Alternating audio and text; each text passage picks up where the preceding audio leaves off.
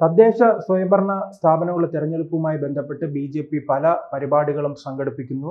അവർ കുറച്ചു നാളുകളായി തന്നെ കേരളത്തിൽ അധികാരത്തിൽ വരാനുള്ള വലിയ ശ്രമങ്ങൾ നടത്തുന്നു. അതിന്റെ ഭാഗമായി ക്രൈസ്തവ സമൂഹത്തെ ലക്ഷ്യമിട്ട് അവിടെ നിന്നുള്ള പല നേതാക്കളെയും മറ്റു പാർട്ടികളിൽ നിന്നും ക്രൈസ്തവ സമുദായത്തിലെ നേതാക്കളെ തങ്ങളുടെ പാളയത്തിലെത്തിച്ച് വളർത്തിയെടുക്കാനുള്ള ശ്രമങ്ങൾ നടത്തുന്നുണ്ട്. അത് നാം ഷോൺ ജോർജിനെ കണ്ടു. പിന്നീട് കേന്ദ്രമന്ത്രിയായി ചുമതലയേറ്റ ജോർജ് കുര്യൻ, അതോടൊപ്പം തന്നെ അനൂപ് ആന്റണി എന്നിവരെല്ലാം ഇന്ന് ക്രൈസ്തവ സമുദായത്തിനിടയിലെ പ്രമുഖ നേതാക്കളായി കേരളത്തിൽ മാറി. ഇവരിലൂടെ ആ സമുദായത്തിലേക്ക് വളർന്നു കയറാനുള്ള ബി.ജെ.പി. ശ്രമവും നടത്തുന്നുണ്ട്. അതിൻ്റെ എല്ലാം ഒരു തുടക്കം തന്നെയായിരുന്നു തൃശ്ശൂരിലെ വിജയം. ആ വിജയത്തിലൂടെ തന്നെ ഒരു ഊർജം ഉൾക്കൊണ്ട് അവർ മുന്നോട്ട് പോവുകയാണ്. അതിനിടയിലാണ് ഇനി കേരളത്തിലെ മറ്റൊരു ന്യൂനപക്ഷമായ മുസ്ലിം സമുദായത്തിലേക്ക് വളർന്നു കയറാനുള്ള ബി.ജെ.പിയുടെ ശ്രമം. അത് വളർന്നു കയറുന്നതിൽ മാത്രമല്ല, ചില വോട്ടുകൾ തങ്ങളുടെ പാളയത്തിലേക്ക് എത്തിക്കാനുള്ള, ഇപ്പോൾ മുൻപ് നാം ശ്രദ്ധിച്ചാൽ മനസ്സിലാകും, അന്നെല്ലാം ബി.ജെ.പിയുടെ സംസ്ഥാന പ്രസിഡന്റും നേതാക്കളുമെല്ലാം നിരന്തരം വർഗീയ പരാമർശങ്ങൾ നടത്തിയെങ്കിൽ നിലവിലെ പ്രസിഡന്റ് രാജീവ് ചന്ദ്രശേഖർ അത്തരം പരാമർശങ്ങളെല്ലാം ഒഴിവാക്കി വികസനം എന്ന ഒറ്റ അജണ്ടയിലൂടെയാണ് മുന്നോട്ട് പോകുന്നത്. അദ്ദേഹം ഇന്ന് കേരളത്തിലെ യുവാക്കളോട് സംസാരിക്കുന്ന വികസനത്തെക്കുറിച്ചാണ്, തൊഴിലിനെ കുറിച്ചാണ്. നിങ്ങൾ വിദേശ രാജ്യങ്ങളിൽ പോയി നിങ്ങളുടെ കഴിവും ഊർജവും എന്തിനു നഷ്ടപ്പെടുത്തണം? കേരളത്തിൽ കൃത്യമായി തന്നെ വികസനം വന്നാൽ കേരളത്തിൽ തന്നെ നിങ്ങൾക്ക് പ്രവർത്തിക്കാമല്ലോ എന്ന ചോദ്യങ്ങൾ ഉന്നയിച്ചിരുന്നു. അപ്പോൾ അതിൻ്റെ ഒരു തുടർച്ച എന്നോണമാണ് ഇപ്പോൾ മുസ്ലിം ഔട്ട്റീച്ച് പ്രോഗ്രാമുമായി ബി.ജെ.പി. രംഗത്ത് വന്നിരിക്കുന്നത്. അതിങ്ങനെയാണ്: ന്യൂനപക്ഷങ്ങൾക്കിടയിൽ വിശ്വാസം വർദ്ധിപ്പിക്കാൻ മുസ്ലിം ഔട്ട്റീച്ച് പ്രോഗ്രാമുമായി ബി.ജെ.പി. രംഗത്ത് വന്നിട്ടുണ്ട്. ഇപ്പോൾ നാം ഈ മുസ്ലിം ന്യൂനപക്ഷത്തെക്കുറിച്ച് പറയുമ്പോൾ ഇന്ന് പല നേതാക്കളുമുണ്ട് ബി.ജെ.പിയിൽ. അത് ഇപ്പോൾ അവർക്ക് അബ്ദുള്ള കുട്ടിയുടെ വില അറിയില്ലായിരിക്കും. കുട്ടിക്കാലത്ത് തന്നെ SFIയിലൂടെ വളർന്നു വന്ന് കണ്ണൂരിലെ MP ആയും പിന്നീട് കോൺഗ്രസിലൂടെ MLA ആയും മാറിയ ഒരു നേതാവ് കേരളത്തിൽ ബി.ജെ.പിയിൽ ചേർന്നപ്പോൾ അദ്ദേഹത്തിന് ഇപ്പോൾ വലിയ പരിഗണന ലഭിക്കുന്നില്ല. അദ്ദേഹത്തിന് പരിഗണന ബി.ജെ.പി. നൽകുന്നുണ്ട്, ദേശീയ വൈസ് പ്രസിഡന്റാണ്. അതുപോലെ തന്നെയാണ് മറ്റൊരു നേതാവുണ്ട്, അത് കാലിക്കറ്റ് സർവകലാശാലയിലെ മുൻ വൈസ് ചാൻസലർ, ഇപ്പോൾ നിലവിൽ ബി.ജെ.പിയുടെ വൈസ് പ്രസിഡന്റുമായ അബ്ദുൾ സലാം അടക്കമുള്ള ഒരു കൂട്ടം നേതാക്കൾ ഇന്ന് ബി.ജെ.പിയിലുണ്ട്. മുസ്ലിം സമുദായത്തിൽ നിന്ന് മാത്രം നേതാക്കളുണ്ട്. ഇനി അത് പ്രവർത്തകരിലേക്കും അത് വോട്ടിലേക്കുമെല്ലാം മാറ്റാനുള്ള ഒരു നീക്കത്തിലാണ് ബി.ജെ.പി. മുന്നോട്ട് പോകുന്നത്. ബി.ജെ.പിയെ സംബന്ധിച്ചിടത്തോളം നമുക്കറിയാം, കേരളത്തിൽ ഇന്ന് വളരുന്ന ഒരു പാർട്ടിയേ ഉള്ളൂ. അതിവേഗം വളരുകയാണ് ആ പാർട്ടി. നാം 10 വർഷം മുൻപ് ലഭിച്ച വോട്ടുകൾ പരിശോധിച്ച് ഇപ്പോൾ ലഭിക്കുന്ന വോട്ടുകൾ പരിശോധിച്ചാൽ ഇതിലൂടെ വ്യക്തമാകും. പണ്ട് ഓരോ നിയമസഭാ മണ്ഡലങ്ങളിലും ഓരോ ലോക്സഭാ മണ്ഡലങ്ങളിലും ബി.ജെ.പിക്ക് എത്ര വോട്ട് ലഭിച്ചിരുന്നു. ആ കാലത്തെല്ലാം ഒരു തിരുവനന്തപുരം മാത്രമാണ് ബി.ജെ.പിക്ക് ഒരു 2 ലക്ഷത്തിലധികം വോട്ട് ലഭിക്കുന്നത്. ബാക്കി എല്ലാ മണ്ഡലങ്ങളിലും 50,000-ഉം 1 ലക്ഷത്തിൽ താഴെ വോട്ടുകളാണ്. കഴിഞ്ഞ ലോക്സഭാ തിരഞ്ഞെടുപ്പ് പരിശോധിച്ച് നോക്കൂ. ആറ്റിങ്ങിൽ 3 ലക്ഷം, ആലപ്പുഴയിൽ 3 ലക്ഷത്തിന് അടുത്തെത്തി. പിന്നീട് അങ്ങനെ പാലക്കാടായാലും കോഴിക്കോടായാലും കണ്ണൂർ ഉൾപ്പെടെ കാസർഗോഡ് ഉൾപ്പെടെ കമ്മ്യൂണിസ്റ്റ് പാർട്ടിയുടെ ശക്തി കേന്ദ്രമായ കണ്ണൂരിൽ പോലും 1 ലക്ഷത്തിലധികം വോട്ട് പിടിക്കാൻ ബി.ജെ.പി. കഴിഞ്ഞിട്ടുണ്ട്. അത് കേരളത്തിൽ ഉണ്ടാകുന്ന രാഷ്ട്രീയ മാറ്റമാണ്.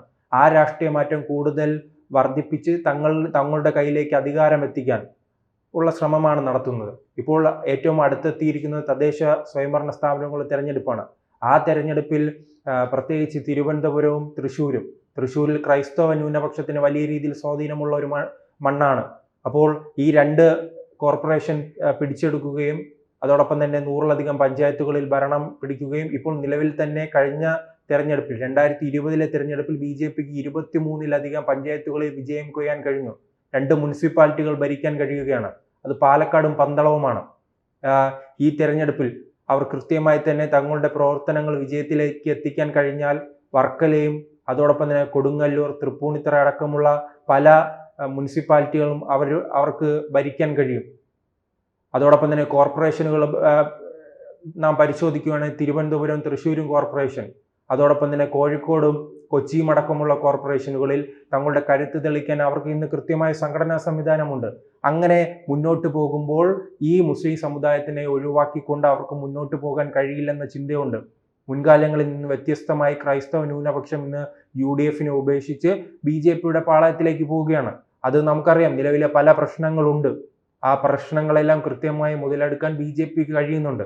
ആ പ്രശ്നങ്ങൾ ഉണ്ടാകുമ്പോൾ ഏറ്റവും അവസാനം ഹിജാബ് പ്രശ്നം തന്നെ പരിശോധിച്ചാൽ നമുക്കറിയാം, അതെല്ലാം കൃത്യമായി തരണം ചെയ്യാൻ, അത് പരിഹരിക്കാൻ UDF-ന് കഴിയുന്നില്ല. അതുകൊണ്ട് തന്നെയാണ് ക്രൈസ്തവർക്ക് മേഖലയിൽ സ്വാധീനമുണ്ടായിരുന്ന UDF ഇന്ന് പിന്നോക്കം പോകുന്നത്. പ്രത്യേകിച്ച് ഈ UDF-വുമായി പിണങ്ങി കേരള കോൺഗ്രസ് LDF-ന്റെ പാളയത്തിൽ എത്തിയ പശ്ചാത്തലത്തിൽ ഇന്ന് ഒരു വലിയ രീതിയിലുള്ള വോട്ട് ബാങ്ക് ഇന്ന് LDF-ന്റെ കയ്യിലും കുറച്ച് വോട്ട് ബാങ്ക് UDF-ൽ ഉണ്ടായിരുന്നെങ്കിൽ അതിലേക്കാണ് BJP ഇപ്പോൾ കടന്നു കയറുന്നത്. അങ്ങനെ കടന്നു കയറാനുള്ള മുഖങ്ങൾ ഇന്ന് BJP-യിലുണ്ട്.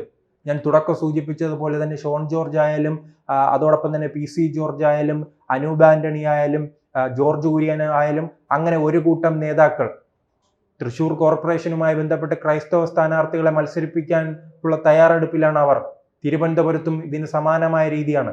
ക്രൈസ്തവ ന്യൂനപക്ഷങ്ങൾക്ക് വലിയ രീതിയിൽ പ്രാധാന്യം നൽകുന്നു. അതിന്റെ ഗുണം ഈ തെരഞ്ഞെടുപ്പിൽ തന്നെ നമുക്ക് അതിന്റെ പ്രതിഫലനം കാണാൻ കഴിയും.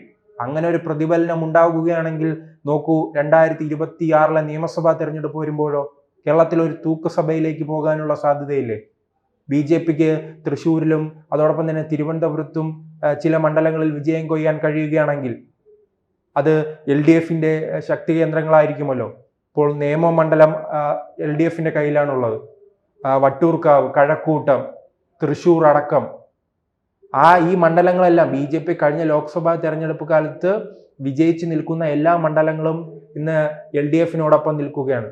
ആകെ BJP-ക്ക് പ്രതീക്ഷയുള്ള ഒരു 2 മണ്ഡലം, UDF-ന്റെ കയ്യിലുള്ളത് ഒരു 3 മണ്ഡലം നാം പരിശോധിക്കുകയാണെങ്കിൽ, ഒന്ന് പാലക്കാട്, മഞ്ചേശ്വരം, കാസർഗോഡ് അടക്കമുള്ള 1-2 മണ്ഡലങ്ങൾ മാത്രമാണ് UDF-ൽ നിന്നും BJP-ക്ക് പിടിച്ചെടുക്കാൻ കഴിയുകയുള്ളൂ.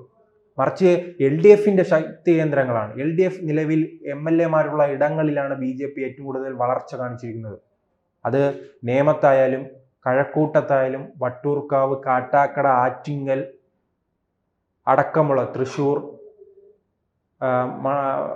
അങ്ങനെ ചില പ്രദേശങ്ങൾ, ആ പ്രദേശങ്ങളിലേക്കെല്ലാം കൃത്യമായി തന്നെ BJP തങ്ങളുടെ മികച്ച സ്ഥാനാർത്ഥികളെ, ന്യൂനപക്ഷങ്ങളെ തങ്ങളോടൊപ്പം ചേർത്ത് മികച്ച രീതിയിൽ സ്ഥാനാർത്ഥി പ്രഖ്യാപനം നടത്തി മുന്നോട്ട് പോവുകയാണെങ്കിൽ അവർക്ക് വിജയിക്കാൻ കഴിയും. അതിൽ വേറെ തർക്കമില്ല.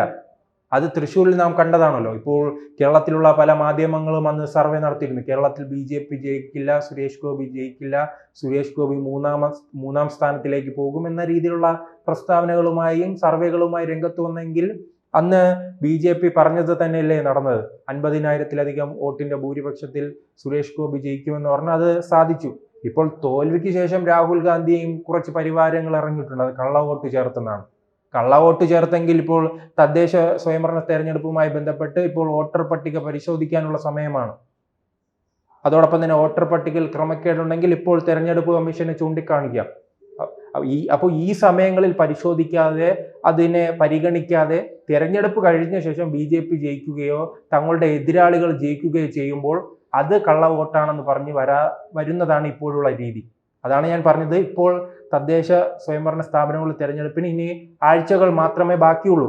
അപ്പോൾ തെരഞ്ഞെടുപ്പുമായി ബന്ധപ്പെട്ട് വോട്ടർ പട്ടികയിൽ ക്രമക്കേടുണ്ടെങ്കിൽ, കേരളത്തിലെ വോട്ടർ പട്ടികയിൽ ക്രമക്കേടുണ്ടെങ്കിൽ നിങ്ങൾ ഇപ്പോൾ ചൂണ്ടിക്കാണിക്കണം, അല്ല തെരഞ്ഞെടുപ്പ് കഴിഞ്ഞിട്ടില്ല. ആ ഒരു രീതിയാണ് കോൺഗ്രസ് നടപ്പിലാക്കുന്നത്. അതുകൊണ്ട് തന്നെയാണ് അവർ ദയനീയമായി പരാജയപ്പെടുന്നത്.